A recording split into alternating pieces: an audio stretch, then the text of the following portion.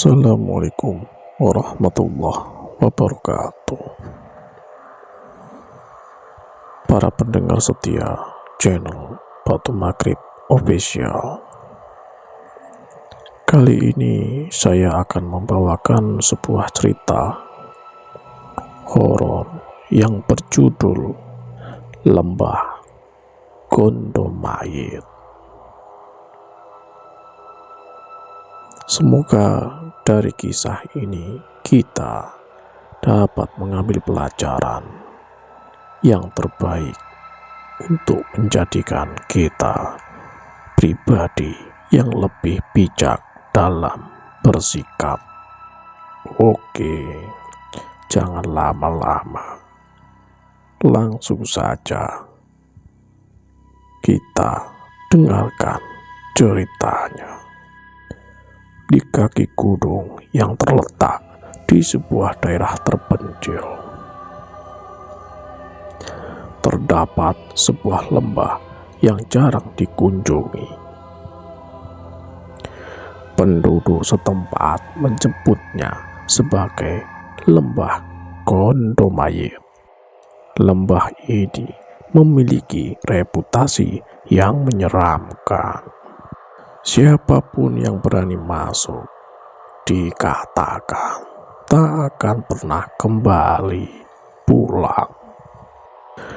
Namun bagi para pendaki dari kota, kisah itu hanyalah mitos belaka yang berlebihan. Tidak ada tempat yang terlalu berbahaya, pikir mereka, asalkan membawa persiapan dengan matang. Arya dan Dela adalah pasangan muda yang gemar mendaki gunung. Mereka telah menjelajahi berbagai puncak di seluruh negeri, dan kali ini memutuskan untuk mencari tantangan baru. Ketika mendengar tentang Lembah Gondomayit, rasa penasaran mereka terpicu. Mereka ingin membuktikan bahwa tidak ada tempat yang bisa membuat mereka gentar. Meskipun beberapa orang desa memperingatkan mereka untuk menghindari lembah itu, namun mereka tetap berisi keras dengan peralatan lengkap dan peta yang mereka beli dari penduduk lokal. Mereka memulai perjalanan ke lembah itu pada suatu pagi yang cerah. Perjalanan awal mereka terasa menyenangkan. Udara segar pegunungan dan pemandangan indah membuat mereka lupa akan peringatan yang pernah mereka dengar. Namun seiring berjalannya waktu, suasana mulai berubah. Semakin dalam mereka memasuki lembah, udara menjadi semakin dingin meskipun matahari masih tinggi. Pepohonan yang awalnya hijau subur perlahan berubah menjadi kering dan tak berdaun. Seolah-olah sesuatu telah menghisap kehidupan dari tempat itu. Ketika sore menjelang, kabut tebal mulai turun dengan cepat. Mereka memutuskan untuk mendirikan tenda di tengah lembah, meskipun pemandangan sekitarnya terasa tidak nyaman. Dela mengaku merasakan ada yang mengawasi mereka sejak siang. Namun Arya dengan tenang meyakinkan bahwa itu hanyalah efek dari kelelahan. Malam itu, Dela terbangun oleh suara yang sangat halus. Suara langkah kaki. Awalnya dia berpikir itu hanya Arya yang sedang keluar dari tenda. Namun, ketika melihat ke samping, Arya masih tertidur pulas di dalam kantong tidurnya. Dia menahan nafas, mendengarkan lebih seksama langkah kaki itu terdengar lagi. lebih dekat, berputar-putar di sekitar tenda mereka. Bella yang menahan ketakutan berharap itu hanya binatang liar yang lewat. Della akhirnya mendekati Arya sembari berbisik ke telinganya. Arya bangun, aku takut, ucap Della. Arya pun terbangun dari tidurnya.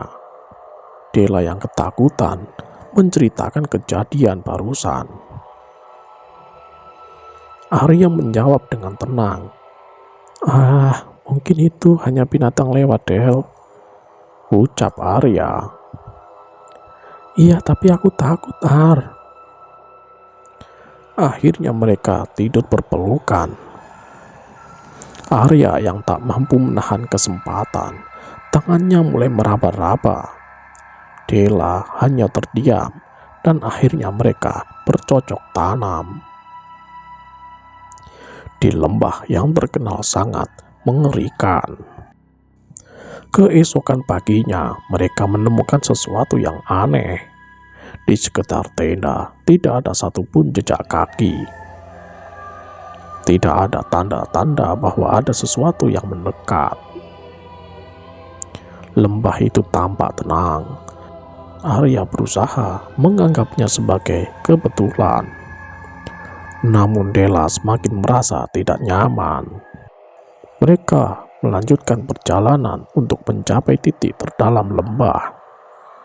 Namun semakin jauh mereka berjalan, semakin mereka merasa tersesat. Peta yang mereka bawa tidak lagi membantu. Lembah yang awalnya mereka pikir kecil, kini terasa tak terbatas. Seperti mereka sedang berputar-putar di dalam labirin yang tak terlihat kasat mata. Siang hari berubah menjadi sore, dan sekali lagi kabut tebal datang dengan cepat. Mereka memutuskan untuk kembali. Namun arah pulang tampak kabur. Setiap langkah yang mereka ambil membawa mereka lebih dalam ke dalam lembah. Seolah-olah lembah itu menelan mereka perlahan. Saat malam menjelang, mereka tidak menemukan tempat yang aman untuk berkemah. Suasana lembah semakin menakutkan. Suara aneh mulai terdengar dari segala arah. Bisikan halus yang seolah-olah memanggil nama mereka. Langkah-langkah tak terlihat semakin sering terdengar, membuat mereka merasa diawasi. Arya yang biasanya tenang mulai panik. Mereka mempercepat langkah, berharap menemukan jalan keluar. Namun tidak ada yang tampak familiar.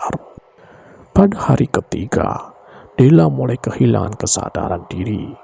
Dia berbicara dengan seseorang yang tidak terlihat, seolah ada seseorang yang berjalan di sebelahnya.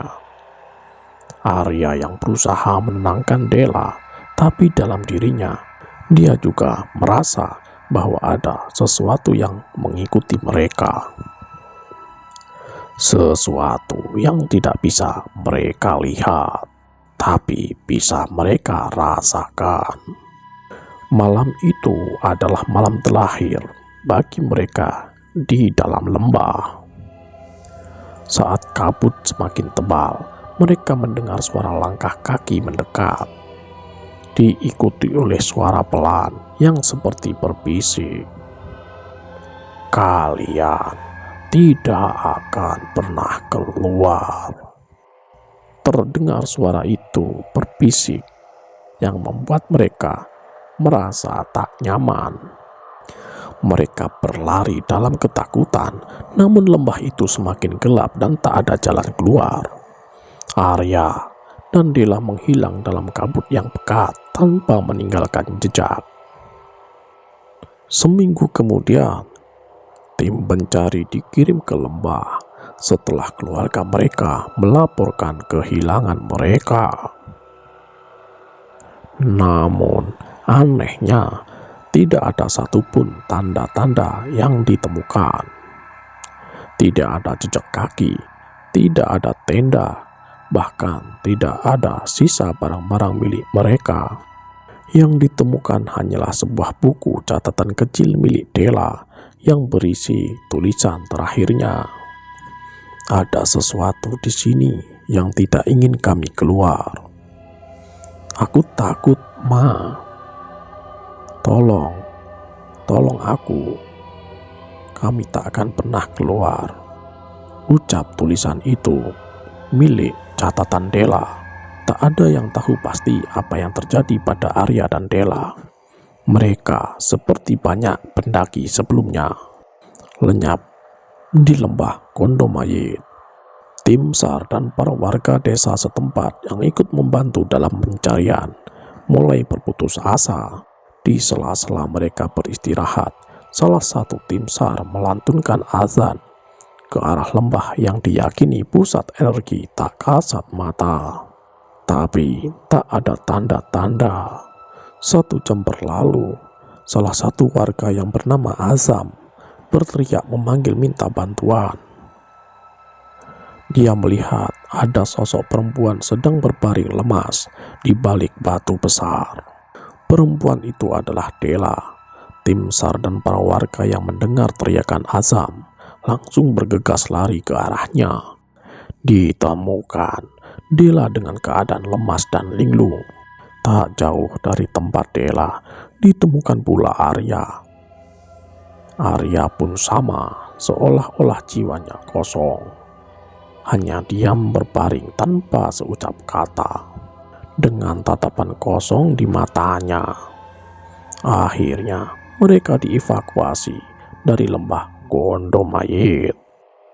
Cerita pun usai. Dari kisah Arya dan Della, kita dapat pelajaran yang berharga, bahwasanya kita sebagai manusia yang diberi akal sehat seharusnya lebih bijak dalam bersikap. Jika nafsu yang lebih berkuasa atas diri kita, maka jangan harap akal akan berguna dengan bijak. Yang ada hanya penyesalan yang kita dapat. Terima kasih. Untuk para pendengar setia kisah misteri channel Pak Dom Maghrib Official, tak lupa kami sarankan untuk selalu like dan subscribe channel Pak Dom Maghrib Official. Dan jangan lupa untuk tinggalkan jejak Anda di kolom komentar kami. Akhir kata dari saya, wassalamualaikum warahmatullahi wabarakatuh.